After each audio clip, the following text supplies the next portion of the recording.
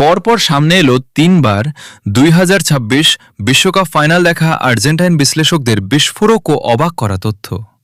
২০২৬ বিশ্বকাপ ফাইনালের বুক ভাঙা হারের পর সামাজিক যোগাযোগ মাধ্যমে যখন ষড়যন্ত্র তত্ত্বের উত্তাপ তুঙ্গে, ঠিক তখনই বোমা ফাটালেন আর্জেন্টিনা দলের মূল মাস্টারমাইন্ডের একজন।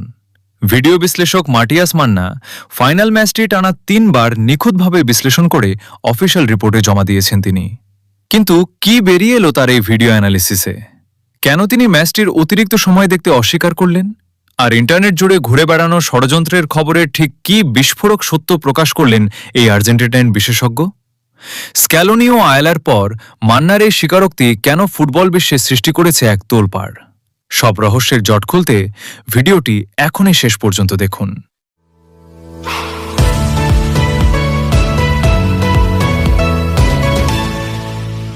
২০২৬ বিশ্বকাপে স্পেনের কাছে হারের ক্ষত এখনও তাজা। এই ফাইনাল ম্যাচটির চুলচেরা বিশ্লেষণ করতে পুরো ম্যাচটি বারবার দেখেছেন আর্জেন্টিনা দলের কোচিং স্টাফের অন্যতম গুরুত্বপূর্ণ সদস্য ও ভিডিও বিশ্লেষক মাটিয়াস মান্না। উরবানা প্লেয়ের জনপ্রিয় অনুষ্ঠান রিটার্ন অ্যান্ড এ হাফকে দেয়া এক বিশেষ সাক্ষাৎকারে মান্না তার এই অভিজ্ঞতার কথা শেয়ার করেন। তিনি বলেন, ফাইনালটা আমি আরও ২-৩ বার দেখেছি। ২০২২ সালেও আমাদের সঙ্গে একই ঘটনা ঘটেছিল। ওই ফাইনালের অতিরিক্ত সময়টুকু দেখিনি, এবারও দেখিনি। সেখানে অনেক কিছু ঘটে গিয়েছিল। অতিরিক্ত সময়টা অনেক বেশি আবেগের।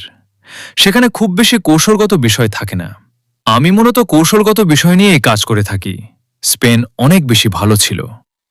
পেশাদার এই বিশেষজ্ঞ নির্দ্বিধায় স্বীকার করেছেন যে পুরো ৯০ মিনিটের কৌশলগত লড়াইয়ে স্প্যানিশ দল আর্জেন্টাইনদের চেয়ে অনেক বেশি শ্রেয় ছিল।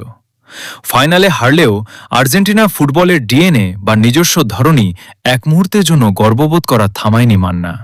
তিনি জোর দিয়ে বলেন, হার জিত ফুটবলেরই অংশ, কিন্তু আর্জেন্টিনা যেভাবে নিজেদের পরিচয় ধরে রেখেছিল তা অনন্য। মান্নার ভাষ্যমতে ছোট থেকে ছোট পাস খেলে একই সঙ্গে আক্রমণ সাজানোর যে আর্জেন্টাইন স্টাইল, তা কেবল এই দলের মধ্যে সীমাবদ্ধ নয়, বরং বয়সভিত্তিক দলগুলোতেও একইভাবে ছড়িয়ে পড়েছে। আগামী অন্তত ১৫ বছর আর্জেন্টিনার নিজস্ব শৈল্পিক ফুটবল বজায় রাখবে বলেই তিনি বিশ্বাস করেন। একই সঙ্গে পুরো বিশ্বকাপ অভিযানে দলের প্রতি নিজের কৃতজ্ঞতা প্রকাশ করেন এই অ্যানালিস্ট। তিনি জানান, লিওনেল স্ক্যালোনির নেতৃত্বে থাকা পুরো কোচিং স্টাফ দিনের পর দিন যে কঠোর পরিশ্রম করেছেন এবং খেলোয়াড়রা যেভাবে এক সুতোয় গেঁথে এক পরিবার হয়ে উঠেছেন, তার জন্য তারা সবাই গর্বিত। ফাইনালে হারের পর থেকে ইন্টারনেটে রেফারিং বা অন্যান্য বিষয় নিয়ে নানা ধরনের কাল্পনিক ষড়যন্ত্র তথ্য ছড়ানো হচ্ছিল। তবে একজন দায়িত্বশীল বিশ্লেষক হিসেবে সোজা সাপটা ভাষায় এসব ভুয়া দাবি উড়িয়ে দিয়েছেন মাটিয়াস মান্না।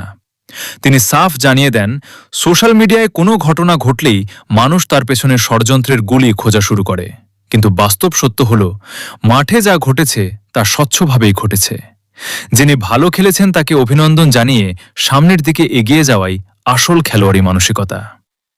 উল্লেখ্য, এর আগেও কোচ লিওনেল স্ক্যালোনি এবং সহকারী কোচ রবার্তো আয়ালা একইভাবে স্পেনের জয়কে মর্যাদা দিয়ে সব ধরনের ষড়যন্ত্রের কথা নাকচ করে দিয়েছিলেন।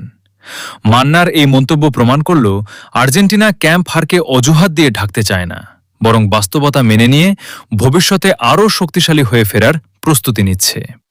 কোনো বাহানা নয়, প্রতিপক্ষের শ্রেষ্ঠত্ব মেনে নিয়ে নিজেদের ভুল শুধরে নেওয়ার এই মানসিকতাই বলে দেয় আর্জেন্টিনা দল কেন এত মহান।